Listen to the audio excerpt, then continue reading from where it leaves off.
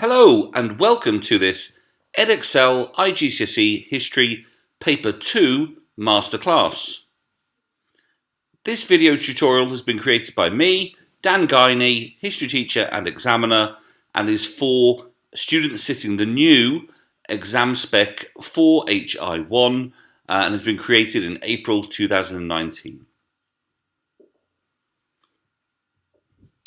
When the examiners decide what's on your paper, they have something called assessment objectives, and you can see here for paper 2 there's a number of objectives they put into your exam, but basically you'll be asked to explain and analyse and make judgments, use some knowledge and understanding, analyse some interpretations and use a little bit of source material.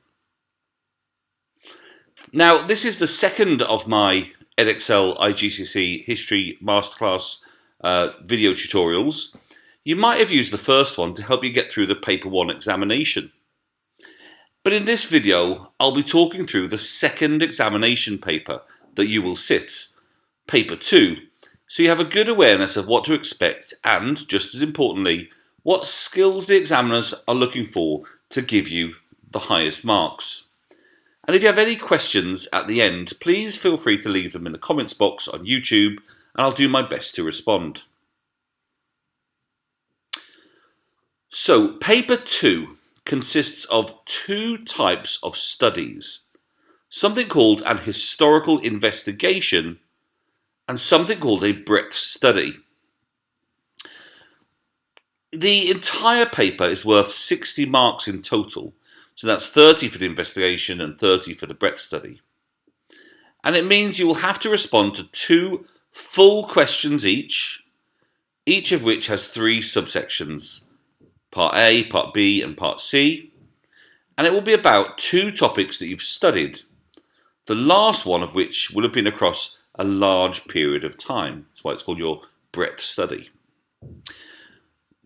On the actual exam paper, though, you'll find 12 questions in the booklet. But obviously, you should only attempt the two that you have studied, one investigation and one breadth study. Go straight to them and ignore all the others. It sounds far-fetched, but every year there really is somebody who tries to attempt every single one of the 12 questions. Don't be that person. So the paper is 1.5 hours long, which means you've just got 45 minutes per question. You should practice as many of these as possible under time conditions to help you get ready. And in total, this paper is worth 50% of your IGCSE grade. And you can see listed in the right hand side here all the possible topics that will be in the entire paper. And for my students, I've highlighted in yellow here the two that we teach and that you should answer, which is the USA from 1918 to 41 for your historical investigation. So that will take you 45 minutes. And also for my students, B4, China 1900 to 89, that's our breadth study. So you're only answering two questions, each of which have got a part A, B and C. Okay, so let's get going with the first part of the exam, the investigation. Now, the first thing you need to know about this is that you'll be given two sources and one extract, like here on the right hand side. You should read these carefully and you might wish to annotate or label both the source itself, okay, that's the information that's being given to you, and also the provenance, which is the bit in italics at the top that tells you who wrote it or when it was produced, that kind of thing. This is a different type of source. Part A, for the historical investigation, will ask you to describe two features of something you have studied. And here the examiners are really nice to you. They give you two to choose from. This question will be worth 6 marks, so aim to spend about 8 minutes on this question maximum. And an example question is describe two key features of the 100 days or the Works Progress Administration. So to achieve highly on this first question, because you want to get off to a good start, you should offer to give 2 short paragraphs. To score highly and get in the top band here, you should give 2 points, 1 per paragraph. And as you can see on the examiner's mark scheme, you need to explain these features giving good knowledge and understanding. So aim for at least 2 pieces of supporting evidence. If you do well, and doing so, you will score 5 or 6 out of 6. But if you give only 1 feature, you cannot score above half marks. So there's no clever technique here, just do what is asked. And here is the examiner's mark scheme, and you can clearly see that to get top band, you need to explain features, so more than one of the period showing good knowledge. So let's look at a real example of how we can respond to these Part A questions. Okay, and here's a good response. Now, you can see the student's clearly written 2 paragraphs, so there's 2 points, and they've started by identifying 2 features. So one of the features of the 100 days was, another feature of the 100 days was. And they've then backed it with really precise evidence, and you can see here with fireside chats, 30 speeches, Farm Credit Association, Agricultural Adjustment Act. The student hasn't just given 1 piece, but they've given 2 pieces of evidence, so they're probably going to get 6 out of 6 rather than 5 out of 6. So try to give 2 pieces of evidence or own knowledge, and make it clear to the examiner that you are giving 2 separate points by using 2 short paragraphs. And as we've said previously, you should be spending a maximum of about 8 minutes on this question. Now, to help prepare for these questions, okay, you might be in revision at the moment, to help prepare for them, you should look back at the syllabus and ask yourself if you can explain 2 features of everything on your historical investigation and support it with precise evidence. Now, my students therefore might want to pause the video shortly in the next few moments to review their syllabus, which I'm about to put online here on the screen. Everyone else, just ask your teacher, or you can download it yourself freely online using this link. Okay, so for those of you who are my students who are doing the USA, you might want to pause it here and just ask yourself, can you give 2 features of everything on the right hand side and give a piece of evidence or 2 pieces of evidence to back it up, whether it's the Palmer raids, the Red Scare, Sacco Vanzetti, the 100 days, alphabet agencies, you name it.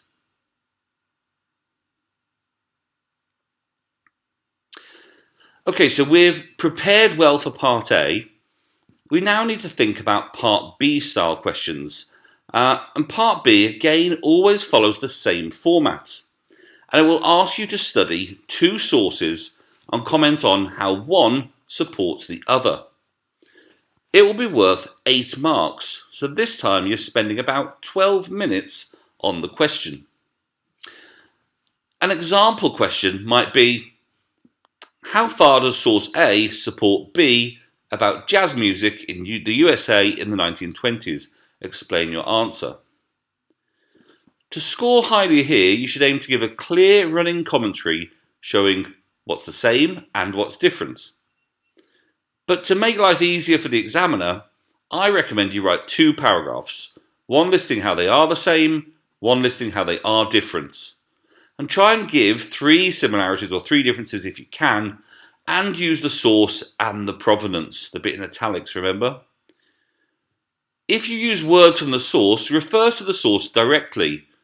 Quotation, source A says, end quotation. Okay, so use quotation marks and refer to the source directly.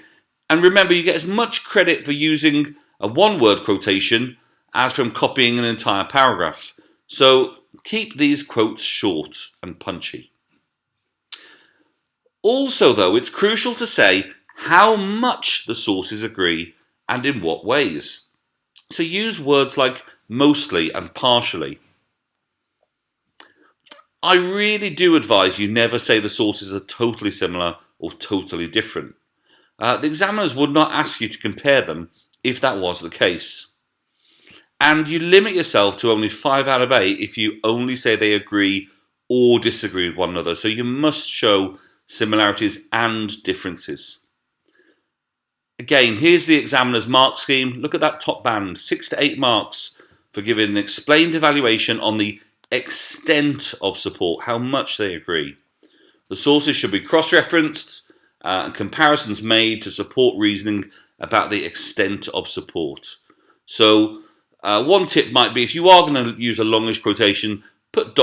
in so that you don't need to copy the whole thing out. And again, let's look at a real example.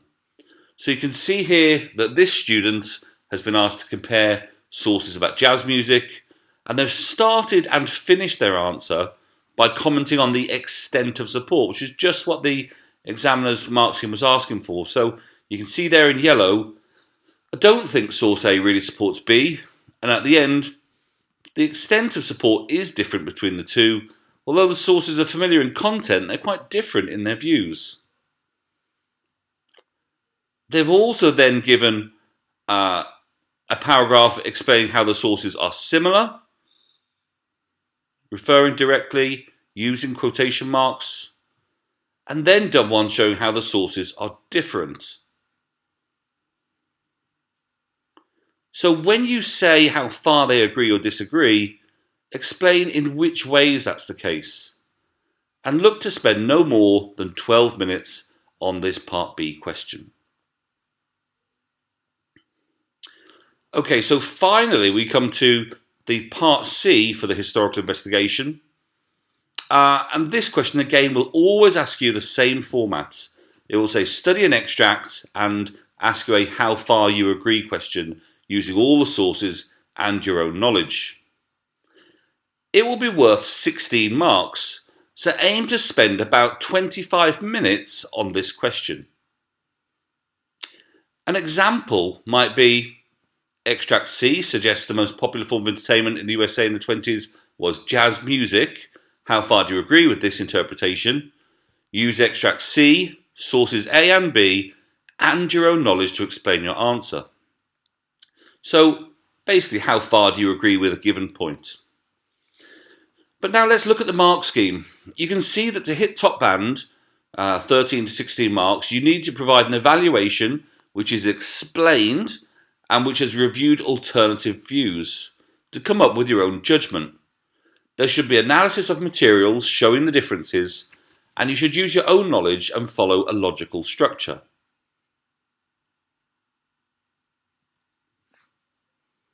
Okay, and there it is again in the examiner's own words. And just to clarify with this one, again, the exam board are really nice to us. They have a subject specialist. His name is Mark Batty. You can find him on Twitter as well as online. And you can see here that I've been in touch with him, asking him whether or not you need to use all of the sources and your own knowledge to get top band, or whether you could just get away with one source. And his reply was, yes, they need to use both sources and the extract, as well as your own knowledge, obviously, to achieve top band. So make sure you do use all of the sources. Okay, let's again look at a real example for an investigation Part C. Well, here's the student response to the jazz question. You can see here in that very first sentence, they've said what their answer is right away and shown how far they agree. So they've said in yellow, I know this is what Extract C says, and there is support in the sources, but I don't really accept that it is completely true.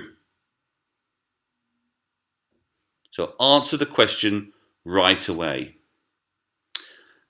They've then, in blue here, shown how the sources agree and disagree with the statements, and they've quoted from them.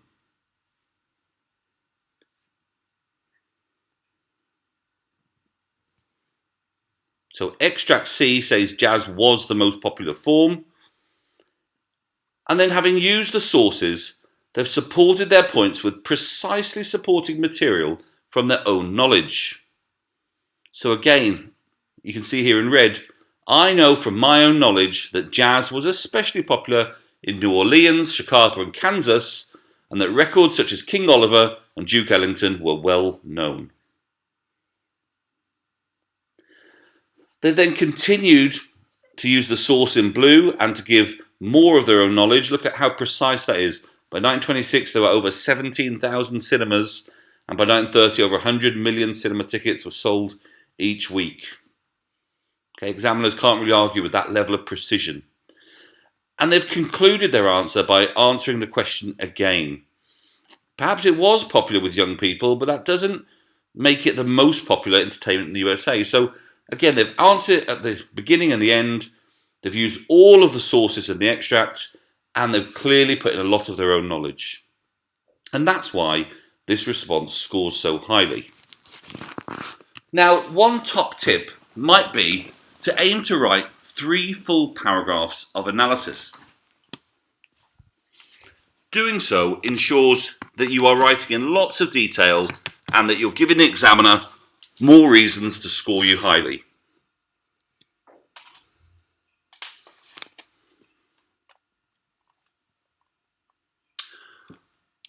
Okay, a couple of other things that we saw in this response that are worth considering though.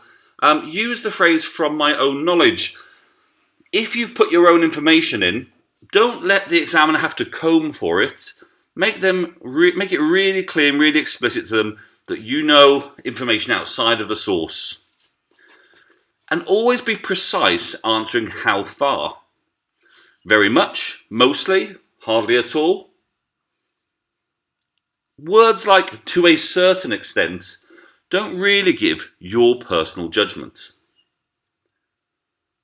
And one word that I really like to see in these kind of answers is "conversely." Now, it might be when you open the sources at the start of the exam that a quick plan might help you. So when you read through the sources, create a couple of columns like this, so showing those that agree with the statement and those which disagree. You might want to add on a couple of points about your own knowledge as well. And a reminder that this important question, part C of the investigation, you should be thinking of spending about 25 minutes on. Now, this is a new exam course, and at the time of creating this video, no students have actually ever sat this exam. So with that in mind, I hope you find this useful and you will aspire to the very top grades. But even though it's a new style paper, it's worth knowing what topics have commonly come up in the past, especially for the Part C type questions. So if you're not sure, ask your teacher, who will happily go through past papers with you. But for my students, the ones doing USA, you might again want to pause the video and see what's come up in the past. They're all from the syllabus earlier, but you can see here in the last few years, economic boom, black Americans, prohibition, immigration, entertainment, cars, lots of topics that you should be familiar with. But obviously, please be aware that the syllabus now has been extended to cover the 1930s as well, so it's very possible that you'll get questions about the New Deal and America in the 30s also. So to sum all of that up for you, Part A, B and C, they're worth 6, 8 and 16 marks respectively, and you should be thinking of spending about 8, 12 and 25 minutes per question. For Part A, you're giving me 2 paragraphs. Start each one off by saying one feature was this, a second was this, and support it if you can with 2 precise pieces of evidence. For Part B, you're again looking to give me 2 good paragraphs, one that tells me how they're similar, one that tells me how they're different, and it's really important that you comment on the extent of support, how far they agree. And finally, for the important big mark question, answer the question in the opening sentence, okay, about how far you agree. Then show how the sources agree and how they disagree, and support each point you make with precise evidence from your own knowledge. It's important, remember, that you use all the sources and your own knowledge, and that you conclude by again answering the question. Okay, so by this stage, you're halfway through the exam, you've had about 45 minutes, and you have finished your first historical investigation question. It's now time to tackle the breadth study question. This is the paper which will test your knowledge of a longer period you have been studying. And you will again have 3 subsections which are worth the same number of marks as the investigation, 6, 8 and 16. So the timings should pretty much be the same as before. 8 minutes for part A, 12 minutes for part B, and 25 minutes for the big part C question. Total of 45 minutes. Part A will ask you to explain 2 ways that something was different or similar across time. It's 6 marks and 8 minutes, and an example might be, explain 2 ways in which rule and government was similar or different in China between 1900 to 66. Now, to hit top band, you must be explicit with your comparisons and differences and aim to give 2 clear paragraphs, 1 for each point. And you need to support each point with specific information. If you do, you'll score 5 or 6 out of 6. But if you only give 1 point, you can't score more than half marks here. And these questions can be a bit tricky, so make sure you always give 2 points. So again, you can see all of this in the examiner's mark scheme here. But let's look at an example. Okay, now this is one that I've written in a lot of detail, and I wasn't timed when I did it, so you wouldn't necessarily have to write as much as this. But you can see here that we've answered the question right away, and we've been explicit at the end too. So I've said here, rule and government was very different in China between 1900 to 66, in the sense that government in 1900 was much weaker and built on shoddy foundations. And to conclude, to be explicitly clear then, government had more support in 66 than in 1900s. I've identified one feature. You can see I've supported with lots of evidence about foot binding and nepotism and corruption, the Little Red Book and Tiananmen Square and agitprop. All that information in blue is precise, relevant knowledge. Remember, you need to give 2 features, 1 paragraph each. Okay, so you can see here again, I've started with, on the other hand, rule and government was very similar in the sense that both periods there was a small ruling elite. And then I've concluded with the same. To be explicitly clear then, rule and government was rather similar in this period because the government used terror and repression to stay in power. And you can see again in blue, I've given lots of evidence of bitter struggle meetings in Zhengchang, Lingqi, 100 Flowers and so on. Precise evidence from my own knowledge to support the points. So be explicit with your comparison. Remember, the people marking your exam have that word on their mark scheme. Okay, it says be explicit, so why not say to be explicitly clear? And again, you should be spending about 8 minutes on this question. So moving through the exam, we now come to our breadth study part B. Part B will ask you to explain 2 causes of 1 key event. It will be worth 8 marks, so aim to spend about 12 minutes on this question. And an example question might be, explain 2 causes of the May 4th movement. To hit top band here, you need to explain 2 clear points, 1 point per paragraph, so that's 2 paragraphs, to show how they led to the outcome. And again, you need to support your points with accurate and clear evidence. And so again, on the examiner's mark scheme, you can see there, top band is 6 to 8 marks, and we're hoping to get you more towards the 8th than the 6th. So how do we do that? Well, at this point, I advise you to again go back to your own syllabus as part of your revision and check each key event. Can you give 2 causes of each and support them with a couple of pieces of precise evidence? If you can, you're well set for success on this question. So again, my students who will be tackling the China breadth study question, I advise that you pause this recording in a few moments so you can see if you can do this for our unit to prepare yourself for breadth study part B questions. So here it is, all of the syllabus listed. Can you give 2 causes of everything on the syllabus showing how they led to the outcome? So maybe you could get your parents or your brother or sister or somebody or a friend or a study buddy just to ask you, well, give me 2 causes of the Cultural Revolution, or 2 causes of warlordism, or two causes of the democracy movement, etc. If you can do that for the whole syllabus and give two pieces of precise evidence, you should be looking at really doing well on this question. Now you'll notice I've used the phrase led to the outcome. That's because, again, in the examiner's mark scheme, it says that you should explain how the cause led to the outcome. Let's again look at a real example of how we can respond to it. You can see here there are two paragraphs and two clear causes are outlined.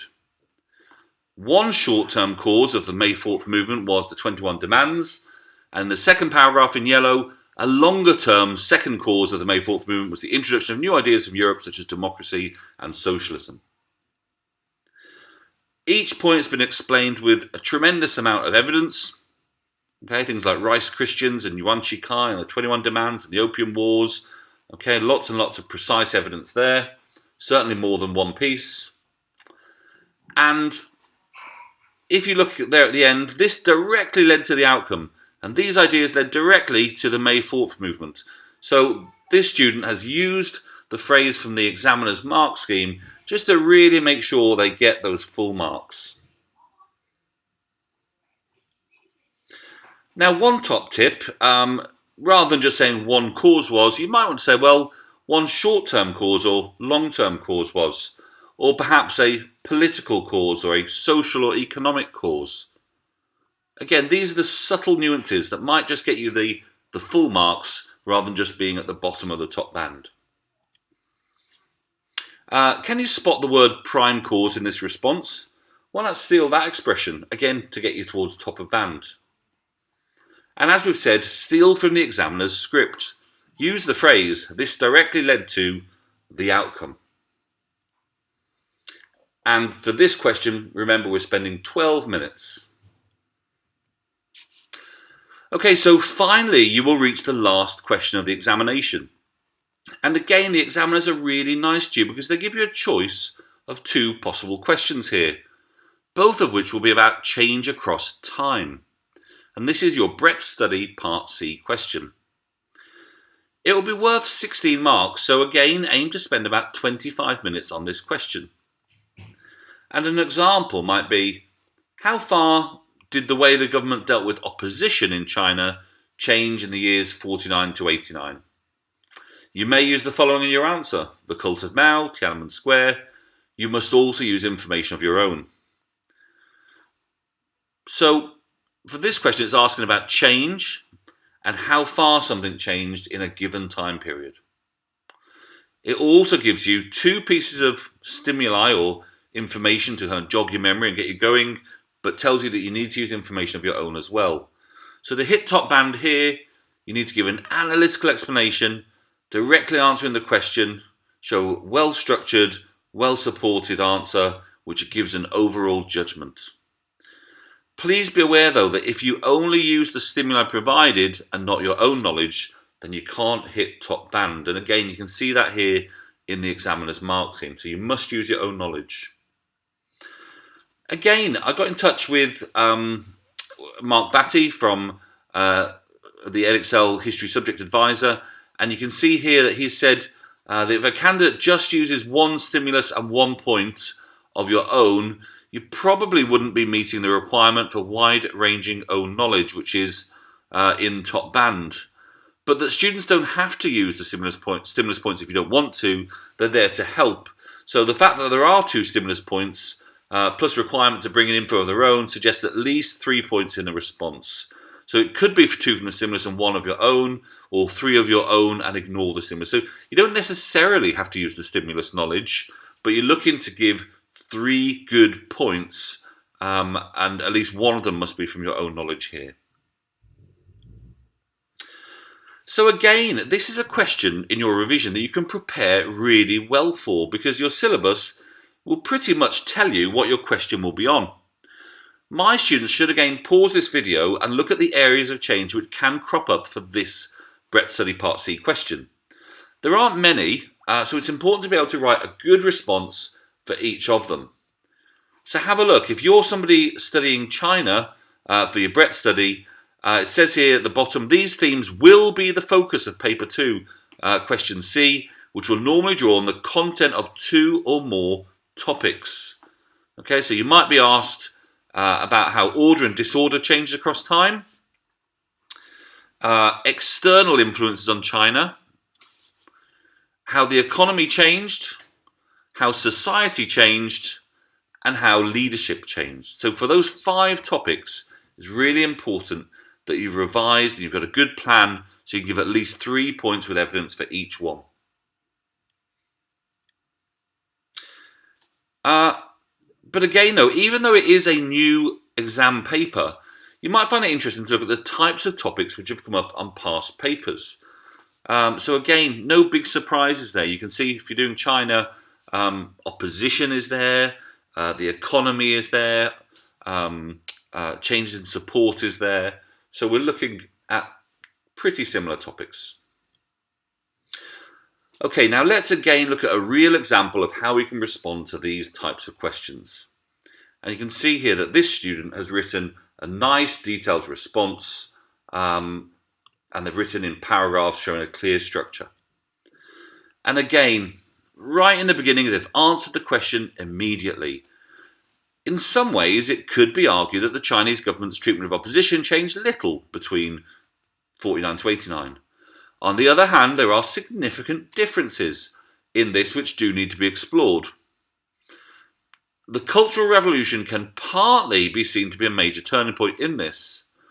Overall, it will be argued that treatment of opposition remained constant in terms of the methods, but different in terms of who was on the receiving end of it, and that the Cultural Revolution was a key component for this change. So answer the question immediately. They've then written paragraphs. I've said P here, which stands for Point, Evidence, Explain, using the stimuli materials. But remember, you don't have to. You can use your own knowledge if you wish.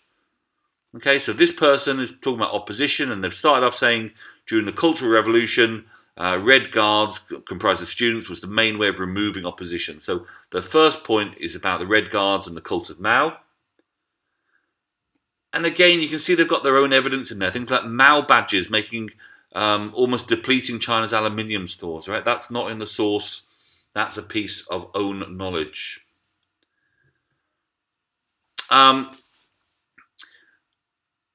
Again, here in the red, you can see during the 100 Flowers campaign, violent methods were again used, directed at critics. They were encouraged to speak out against the Communist Party. Lots of independent knowledge, and this student is giving 3 points, at least one of which is from outside the stimulus material. And then they've concluded at the end, in conclusion, I mostly believe, extent of support, that the Cultural Revolution was a key turning point as opposition between 49 to 89 had been violently dealt with, often killing thousands. However, there was a trend of dealing with opposition harshly, etc., etc. So this person's offered a conclusion which answers the question directly, and they've given at least 3 points. So make sure you show 2 sides of the argument and that you're giving 3 points, one of which is from your own knowledge. And prepare well for this answer in advance. And again, make sure the examiner doesn't need to comb for your own knowledge. Make it explicit to them and say, from my own knowledge. And you should be spending about 25 minutes on this question. So to sum up the second part of the exam, the breadth study, remember you're just choosing one question. It's got 3 subsections worth 6, 8 and 16 marks. That's approximately timings of 8, 12 and 25 minutes.